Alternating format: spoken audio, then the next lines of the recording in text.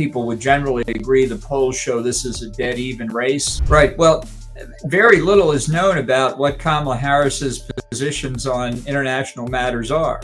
Really, in my view, doesn't want to vote for Trump again, but they also don't want somebody who's going to move the country well to the left. Trump views that as a negative for Donald Trump. Bad publicity for Israel turns into bad publicity for Trump, and he doesn't like that. I think the axis that Beijing is developing with Moscow is very dangerous.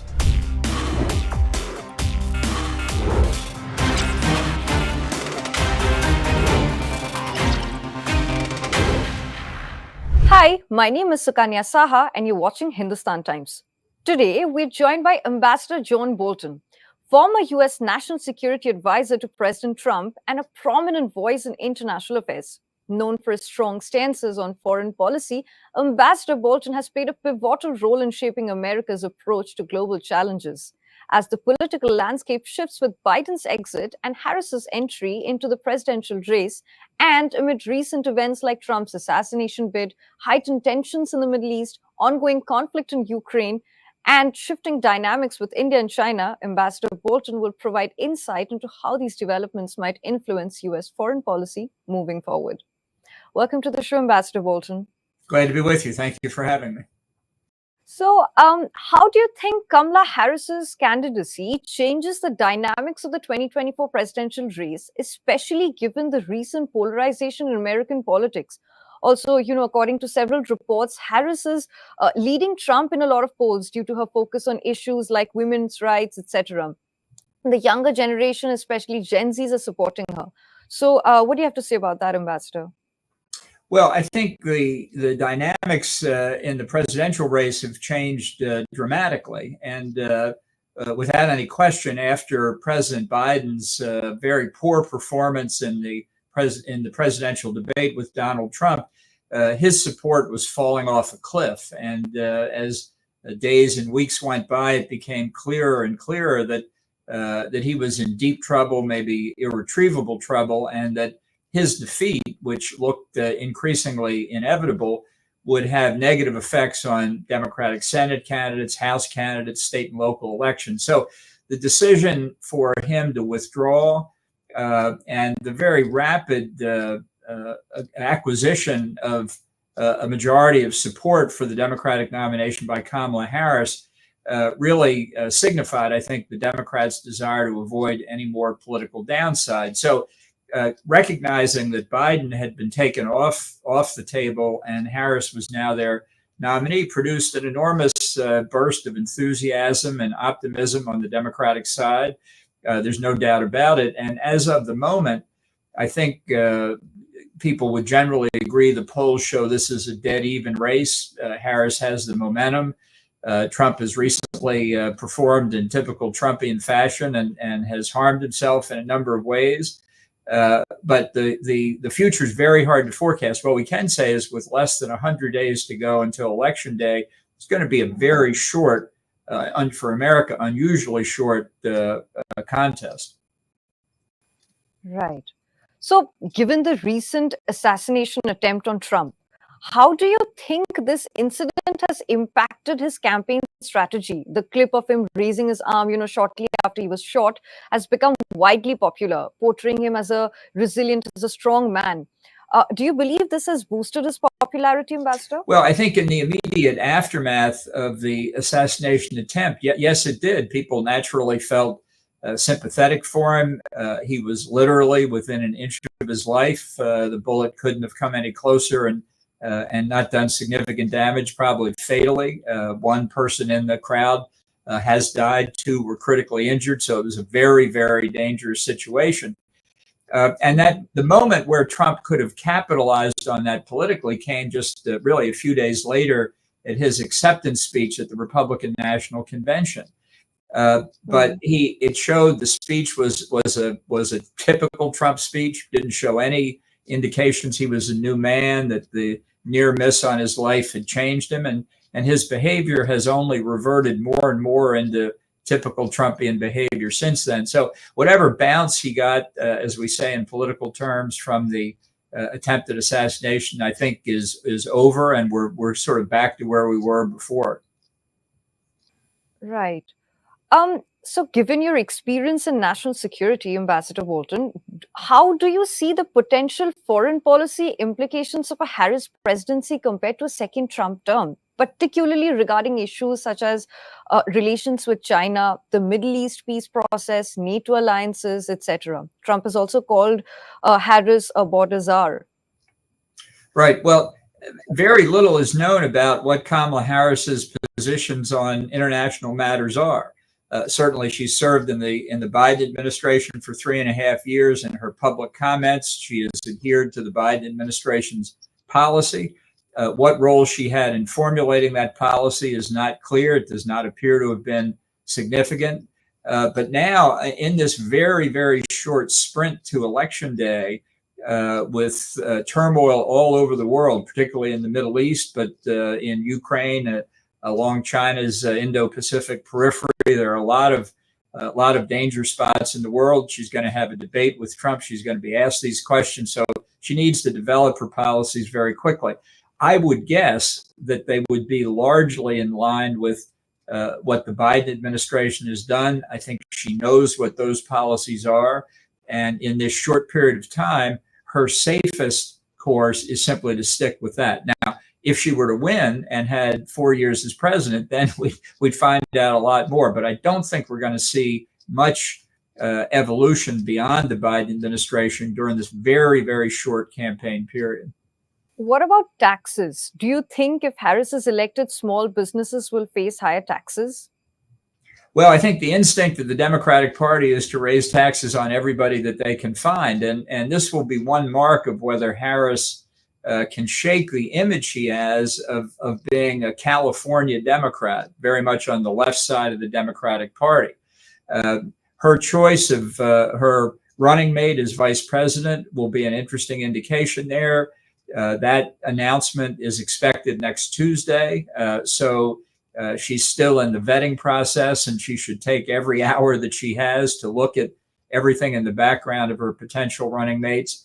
But her best political strategy, in my view, is not to try and appease the left wing of the Democratic Party, try and keep them under control, but to reach out to the vast middle ground.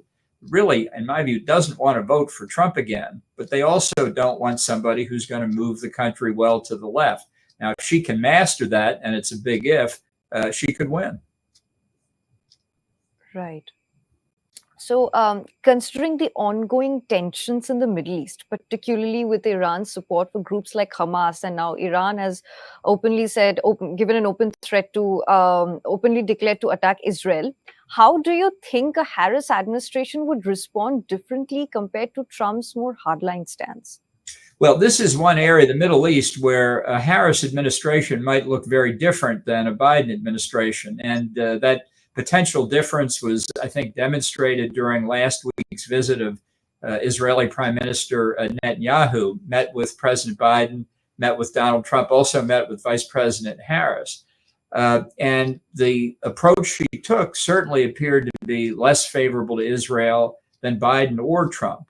Now, whether that's a difference in tone, which is what many of Harris's supporters have said, or whether it indicates substantive policy differences that would be elaborated in a Harris presidency, we don't know. But this is one of her difficult political tasks domestically in this race as well. The left wing of the Democratic Party takes a generally more anti-Israel line than does the Biden White House.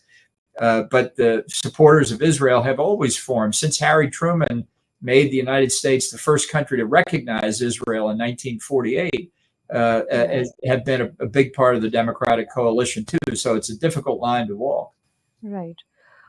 So given Harris's background and political stance, do you anticipate a shift in the US-Israel relationship under her leadership, particularly regarding military and diplomatic support?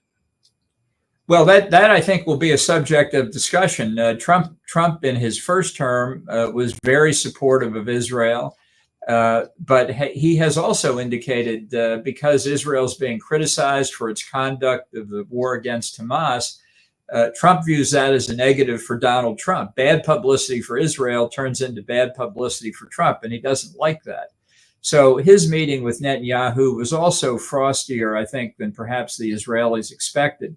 But Harris has another difficult aspect of her campaign is she has to support the Biden administration policies on a wide range of issues, domestic as well as international. She's been part of it for 3.5 years, but she also needs to show where she would be different, to stake out her own ground in the event she wins.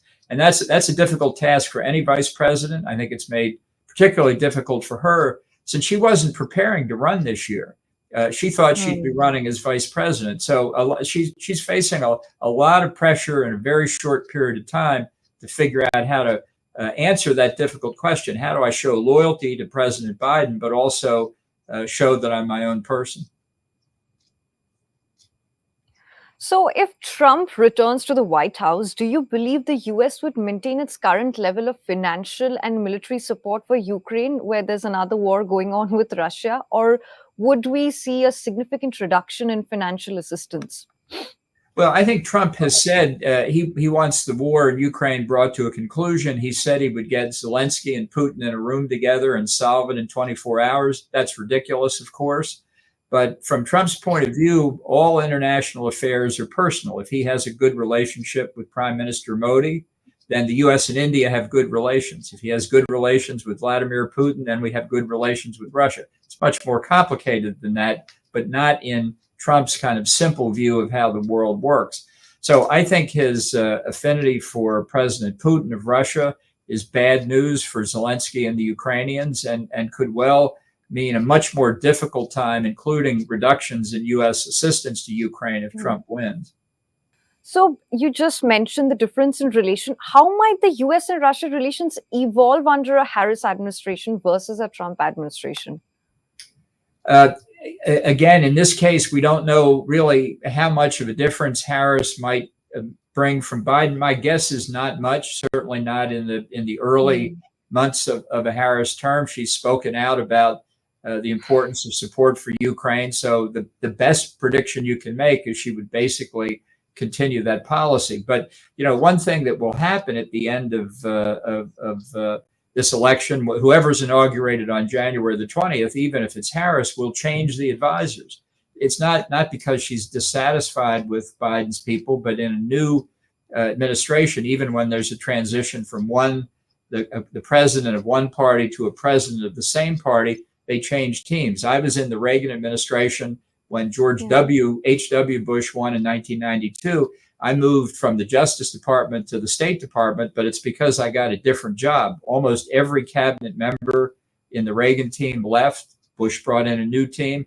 No hard feelings, same party, same philosophy. They're going to be different people. And when we know what that new team looks like, then we may have a better idea of Harris's direction on a whole range of issues. Yeah.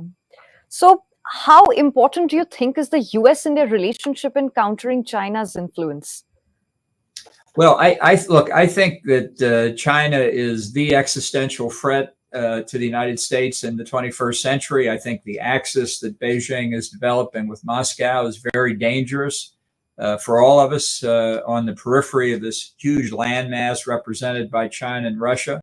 I think there are a lot of very difficult choices countries are going to have to make. I don't think the Biden administration has responded effectively enough to China. I think they've been too concerned about climate change and not enough about Chinese threats to Taiwan, South China Sea, along China's land borders. I do think the Biden administration was right to move in the direction of greater reliance on the Asian security quad, Japan, India, Australia, the US. I think there's more that we can do there. India has some hard choices too, of course, given its long relationship with Russia. But these are issues that are going to be on the desk of the new president immediately.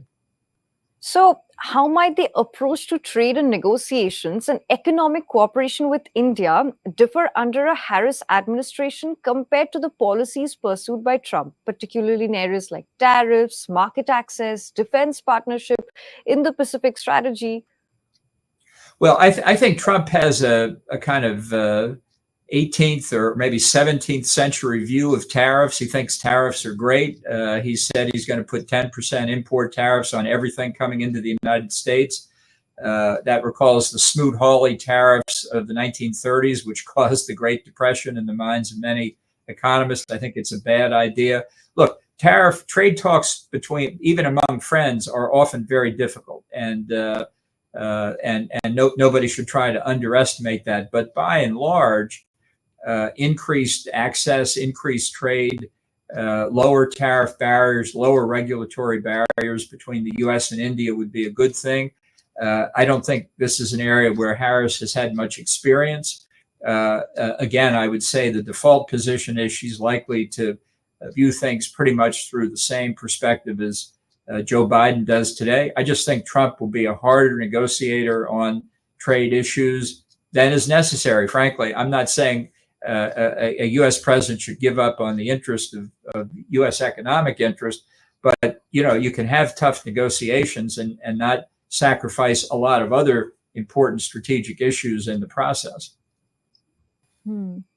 So, what are your thoughts on Trump's recent interview where he promised automatic green cards for foreign students graduating from US colleges? It obviously contrasts sharply with his usual anti-immigrant rhetoric. So, do you believe this is a genuine policy shift or merely a campaign strategy? No, I remember this issue came up when I was national security advisor. He had run into a friend of his somewhere who said that's what we ought to do because so many foreign students came to the United States and for undergraduate college or graduate degrees, and very well qualified people, very, very impressive.